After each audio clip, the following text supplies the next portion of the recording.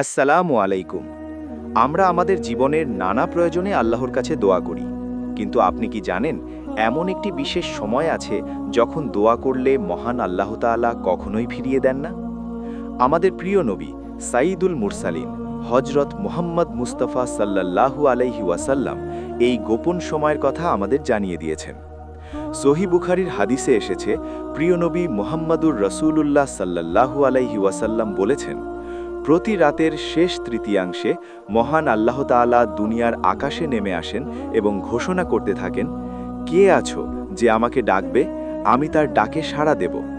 কে আছো আমার কাছে কিছু চাইবে, আমি তাকে তা দান করব। কে আছো আমার কাছে ক্ষমা চাইবে, আমি তাকে ক্ষমা করে দেব। সহিহ বুখারী 1145।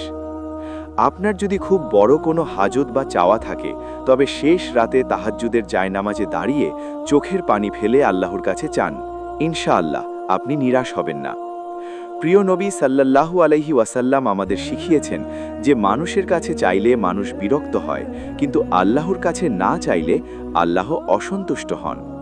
আল্লাহ সুবহানাহু ওয়া তাআলা আমাদের সবাইকে শেষ রাতে তার কাছে চাওয়ার তৌফিক দান করুন।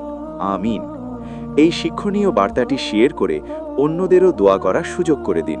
জাযাকাল্লাহু খায়রান।